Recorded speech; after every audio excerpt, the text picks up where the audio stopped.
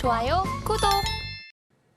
오늘의 주제입니다. 시장은 지금 금리 인하 기대감에 들떠 있습니다. 연준에서 이제 뒤늦게 진화를 하고 있는데 그러면 인하 시점은 언제일지 자세한 내용 다뤄보도록 하겠습니다. 이번 FOMC에서는 금리 인상 사이클이 끝났음을 시사했습니다. 이제 금리가 인하될 것이라는 이야기를 내놓고 있는데 그러면 금리는 어디까지 좀 내려갈 것이라고 보시나요? 네, FOMC 끝난 다음에 발표된 점도표에 따르면은 내년 말까지는 최소 3차례 정도 금리 인하가 확실시되고 있는데요.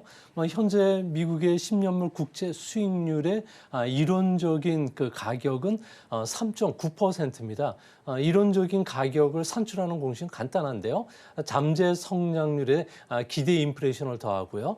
여기에 양적 긴축에 따른 금리 인하 효과를 계산하면 됩니다. 3.9%가 나왔는데 이 때문에 오늘 미국의 10년물 국채 수익률은 3.94% 정도로 기록을 했습니다. 이제 앞으로 금리 인하가 얼마만큼 더 떨어질 수 있느냐를 보아야 되는데요. 이 때문에 현재 그 금리와 관련해서는 평균적으로 금리 인상을 중단하고 난 다음부터는 1.3%포인트 정도가 떨어졌습니다.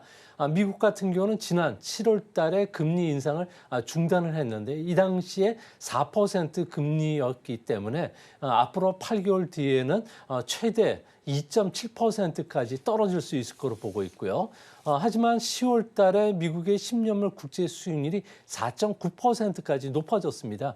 이를 기준으로 하면은 3.7에서 3.6 정도까지 금리가 떨어질 것으로 보여지는데요.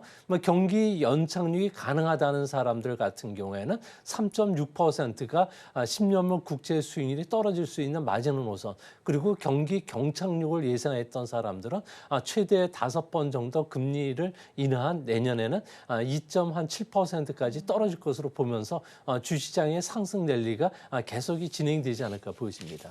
네, 연착륙과 또 경착륙을 예상했던 사람들의 시나리오가 좀 다른 것으로 나타나고 있습니다. 경기가 앞으로 어떻게 흘러갈지 좀 전망을 해주셨는데 과거에 미국에서는 또 금리 인상이 종료된 뒤에 주식과 채권 시장 상승 랠리 기간과 또 상승률은 어느 정도로 집계가 됐을까요? 네, 이제 앞으로 금리 인상의 폭이 더 중요하는 그런 측면인데요. 이 때문에 금리 인상이 이제 계속 진행된다는 측면에서 빅스 지수, 공포 지수 같은 경우는 12선으로 떨어졌고요. 또 채권 시장의 변동성 지수인 무브 지수 같은 경우에도 115선까지 바닥 수준까지 지금 떨어져 있는 상태입니다.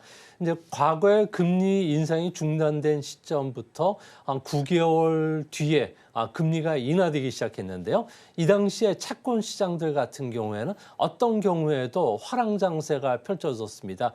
6개월간 보면은 7% 상승을 했고요. 1년간을 보면 12%, 그리고 2년간은 20%라는 아주 놀라운 수익률을 줬습니다. 반면에 주식시장은 그때 상황에 따라서 상당히 다르게 나타났는데요. 이 IT 거품이 붕괴됐던 2000년 같은 경우에는 S&P 500의 주가 수익 비율이 25배 정도로 고평가됐기 때문에 주시장은 2년간에 걸쳐서 20% 정도 하락한 적이 있습니다.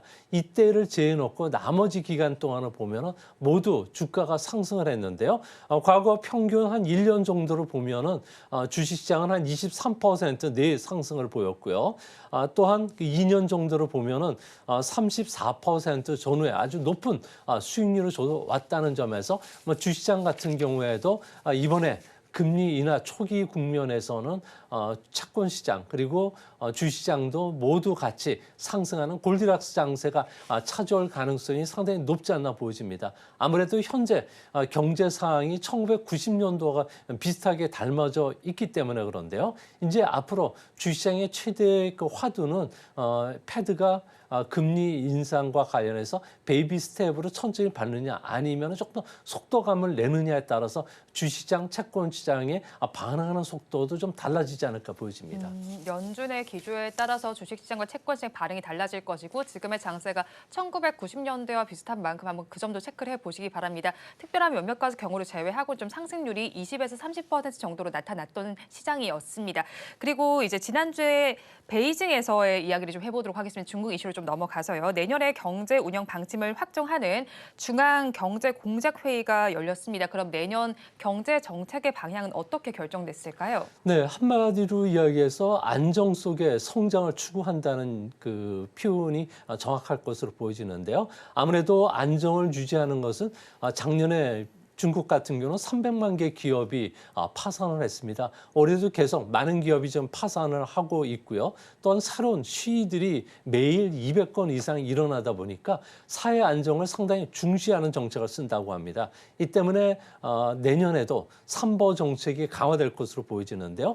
민생을 계속 유지시키는 정책, 현재 급여를 유지시키고 경영의 연속성을 계속 보장한다는 정책입니다. 이 때문에 지방정부뿐만 아니라 중앙정부의 재원이 삼보 정책에 계속 쓰이기 때문에 내년에는 소비 자극 정책이라든지 대규모 경기 부양을 하기에는 상당히 어렵지 않나 보여집니다.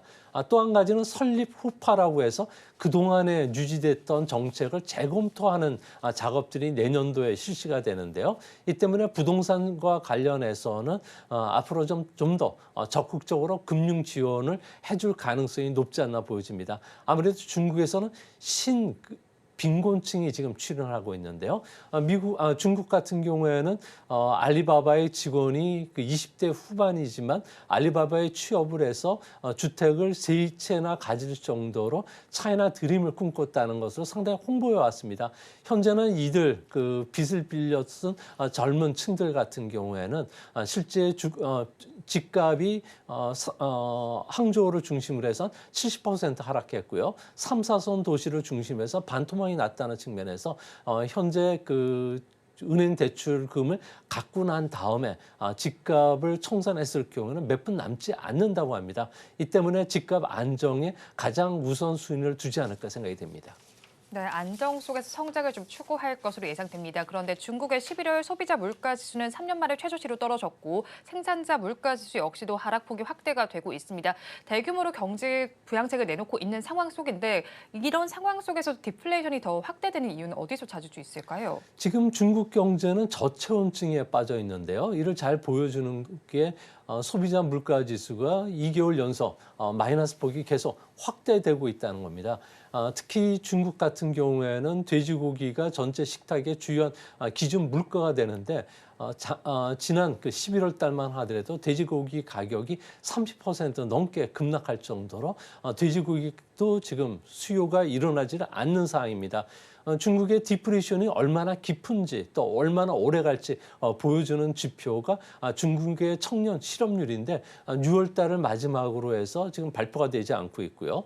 또 가계 물가 예측 지표라든지 소비자 심리 지수와 관련된 설문조사도 발표하지 않을 정도로 디프레션이 상당히 심화되고 있기 때문에 젊은 층을 중심으로 해서는 지갑을 닫는 이런 모습이 계속 진행이 될 것으로 보여집니다.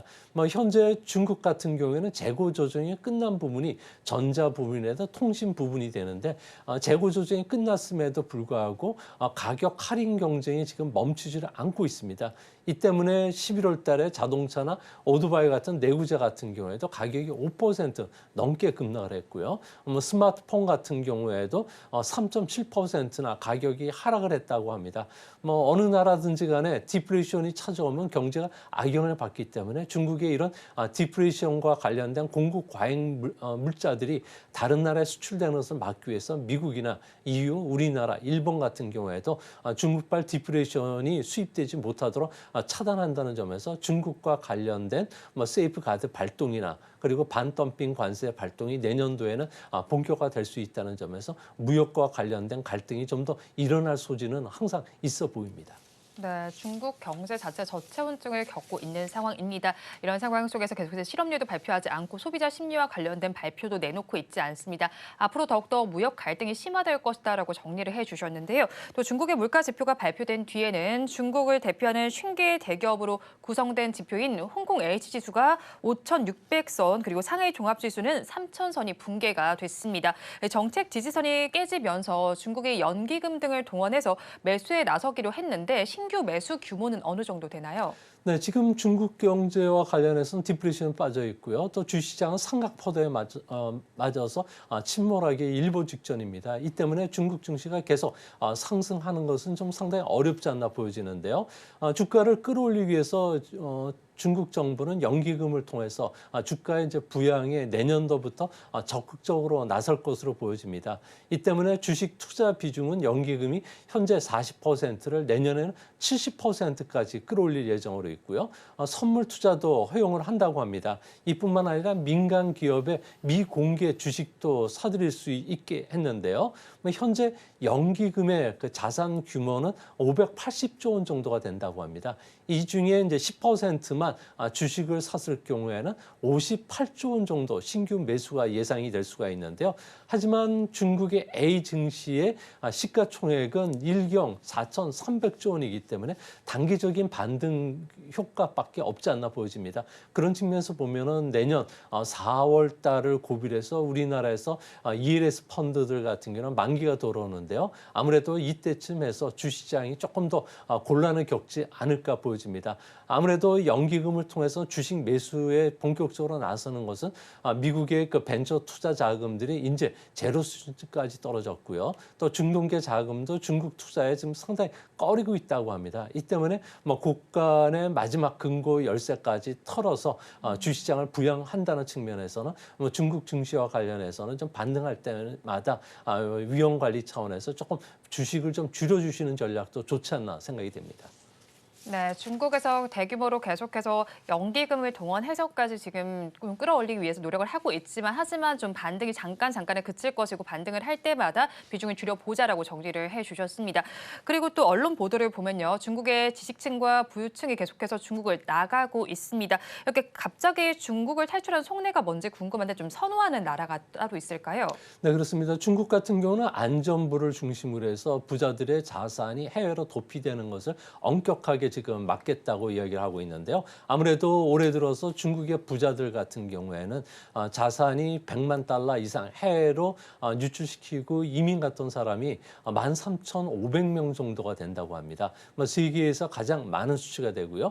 이들이 선호하는 국가는 아무래도 싱가포르나 UAE, 호주 같은 나라가 된다고 합니다. 호주나 싱가포르 같은 경우에도 중국 이민자를 좀 선호를 하고 있는데요. 아무래도 투자형 이민인데다가 고용 창출 계획까지 제출하고 있기 때문에 그렇다고 합니다. 문제는 이제 중국의 지식인들 같은 경우에는 계속 이런 그 해외 이민 붐이 불고 있는데요. 아무래도 시진핑 정부 하에서 부유층에 대해서 재산 몰수를 한다든지 공동 부유론에 따라서 기부를 강요하는 것도 있지만 부자들에 대해서 시기를 하는 일이 초부라는 심리가 강해지면서 중국의 사정 당국뿐만 아니라 세무 당국들이 부자들에 대한 괴롭힘이 계속 진행되고 있기 때문에 그렇다고 합니다. 이 때문에 중국 부자들 같은 경우에는 도쿄뿐만 아니라 우리 서울에서도 가격이 40억 원 정도에 달하는 초호화 아파트를 많이 선호한다는 측면에서 내년에도 중국 부자들의 서울 아파트 투자 붐들이 계속 일어나지 않을까 생각이 됩니다. 네, 그런데 여기서 좀 궁금한 부분이 중국 부자들은 어떻게 이렇게 많은 돈을 해외로 유출을 할 수 있나요? 네, 중국 간부들을 중심으로 해서 해외 이민들을 상당히 많이 가고 있는데요. 중국 간부들 같은 경우에는 특혜를 주고서 기업들로 하여금 해외에서 가족, 친지 명의 이름으로 돈을 좀 받는다고 합니다. 상하이나 선전을 보면은 불법 환전업자들이 있는데요. 이들에서 일정한 그 리베이트만 주면은 언제든지 자금 이동이 가능하다고 보고 있고요. 또 기업인들 같은 경우에는 수출입 송장을 위조하는 수법도 쓰고요. 또 해외 부동산을 투자하기 위해서 국내 부동산을 담보로 제공하는데 그런 측면에서 그 해외의 자금을 좀 유치시키기도 한다고 합니다. 특히 부자들 같은 경우는 마카오나 그리고 해외에 있는 도박장에 칩들을 많이 그 중국에서 위엔화로 사기도 하는데요. 블루칩이라든지 골든칩 같은 경우 샀을 경우에는 최대 칩 하나에 100만 달러 이상의 자금이 유출이 가능하다고 합니다. 특히 젊은 층들을 중심으로 해서는 해외에 많이 나가고 있는데요. 이들 같은 경우는 금을 지니고 나간다든지 아니면 비트코인과 같은 암호화폐를 통해서 자금을 유출시키기도 한다고 합니다. 개인들 같은 경우에는 아무래도 많은 자금이 아니다 보니까 그 외화를 갖고 나가는 이런 그 수법도 많이 이용해서 쓴다고 합니다. 네, 일단 뭐 현금을 뭐 카지노 칩이나 혹은 이제 비트코인 같은 가상자산을 바꿔서 좀 돌려서 좀 내보내는 것으로 보입니다. 그렇다면 8년 전에도 중국에서 자금이 대규모로 빠져나가게 되면서 주식시장이 좀 폭락을 하고요. 인민은행이 전격적으로 위안화 평가 절하를 단행하기도 했습니다. 그렇다면 이런 사태가 재현되지는 않을까요?